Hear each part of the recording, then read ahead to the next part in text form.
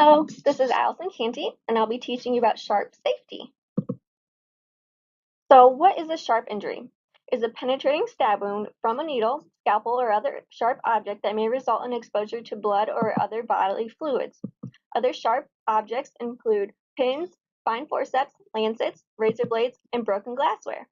Approximately 385,000 needle sticks and other sharps-related injuries occur per year. And this is associated with the occupational transmission of hepatitis B, hepatitis C, HIV, and 20 other pathogens. Who is at risk for sharps injuries? Healthcare workers. This includes nurses, doctors, nursing assistants, technicians, surgeons, phlebotomists, paramedics, and laboratory staff. Body artists, which include tattoo artists who use needles, maintenance, and waste workers. According to the International Healthcare Workers Safety Center at the University of Virginia, needle sticks reported there were over 40% of them were nurses, physicians made up 10%, phlebotomists and IV team members were 5%, and housekeepers and laundry workers were 3%. So here we have a graphic. It is showing when people are getting stuck. 48% of the time is during use of the item.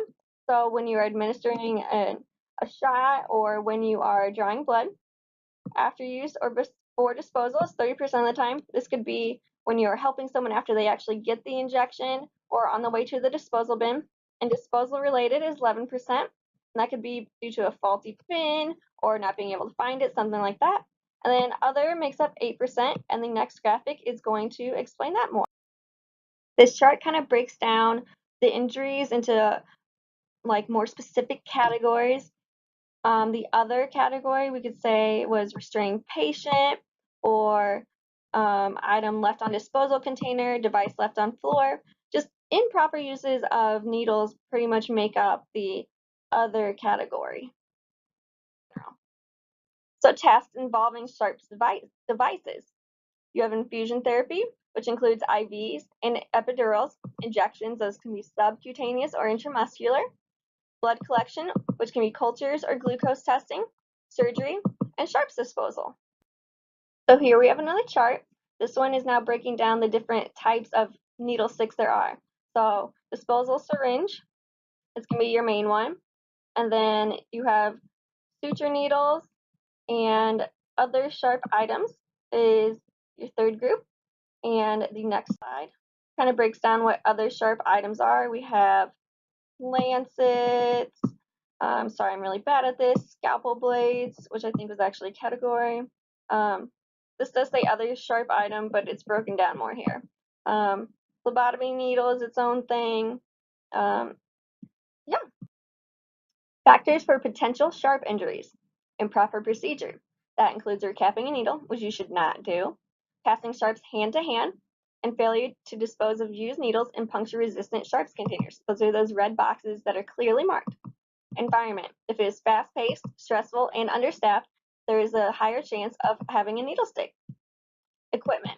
Needles that must be taken apart or operated after use are going to increase the chances of getting a stick, and needles that are manipulated while in the client are going to increase the risk of having injury. And lack of proper workstations for sharps procedures is going to increase the likelihood of anyone having a sharps injury. Prevention of sharps injuries. There are used needle guidelines, which include do not break, recap, or remove used needles. There are engineered safety devices, such as safety needles, which include retractable needles, protective covering or sheath, a hinged cap, peripheral and midline IV catheters that have guide needles contained in lumen of cannula. After inserted into the vein, the guide needle is withdrawn from the lumen of cannula and retracted into the plastic cover to protect from sticks. Phlebotomy. Retractable needles designed for vacuum tube holders. There are shielded butterfly needles, and plastic is replacing glass collection tubes. There are also retractable lancets. Hands-free technique, HFT. Use tray or other device to transfer instrument from one worker to the other so that they do not touch the instrument at the same time. Alternatives. Eliminate the use of needle devices if safe and effective alternatives are available. Safety needles. As stated before, safety devices include retractable needles, shields, sliding cover, sliding arms, and hinged caps. I have some pictures to show you. This is the retractable needle. So as you can see, you start out and it has the needle out here. And then after you inject, where the needle was right here, whoop, it actually goes away. It retracts inside. And then you have a shield. You can see here, this is what will become the shield. It's a little piece of plastic. And after you use it, you start to push on it right here. And then you activate it and it is completely out and protecting you from a needle stick. This is a sliding shield, very similar to the shield we just saw. But once you're done with it, you activate it with your thumb and it just slides on up. The sliding cover, pretty simple. You can see that it's got a little bit of a extra tube around it. And after you inject, you just slide it up. The sliding arm, this is one that a lot of us are familiar with. So after you inject, you use your thumb and you slide it up and it will not retract back down. The hinged cap, one that I'm very familiar with as well. After you're done, you just push that cap over and it will click in place. For needle removal, I just have a little safe, not quite jingle, but more like a rap to remember how to do it. You pop, lock, and drop it. So you're going to gently pop the needle out of the patient's vein, and you're going to lock the safety feature and drop it into the disposal bin.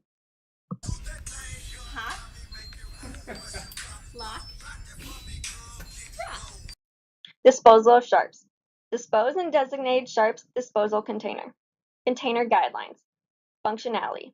Is puncture resistant, durable for installation and transport, and appropriate size and shape. Has secure closure with minimized exposure during closure.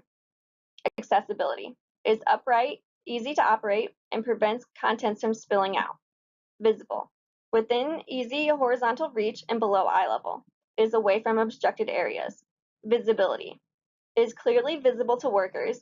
Easy to determine container spill status. It should be emptied when 3/4 full. And it has a distinguishing warning labels that can be seen. Accommodation. Easy to store and assemble. A flexible design. Accommodate one-handed disposal of sharps. Here's a great way to dispose of your sharps. And as you can see, this container is clearly labeled. It is accessible. There's nothing obstructing it. And you can see inside to see how full it is. It is not 3/4 full, so it does not need empty yet. And it is not clearly or not easily going to empty its contents. Sharp injury procedure. It is very straightforward. If you get stuck, you should push out the blood first. So squeeze the site to attempt to excrete foreign blood from the body. Wash sticks and cuts with soap and water. Seek medical treatment immediately and report incident to your supervisor. Effects of sharps injuries. Infection. So you're going to have to be tested if you do get stuck, and they're testing for bloodborne pathogens such as HIV and hepatitis, and most of these infections are going to be with you for the rest of your life. There's mental strain.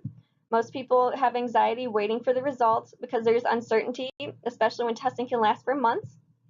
And then there's cost. There's loss of employee time, treatment for infected staff. There's going to be money spent on investigating the injury. Lab tests are going to cost money, and then replacing the staff costs money, and then you're going to spend money just trying to take care of yourself for the rest of your life. Stay safe. Make sure you use proper technique every time.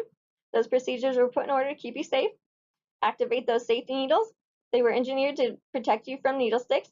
And be aware of your surroundings. That way you can lower your chances of needle sticks.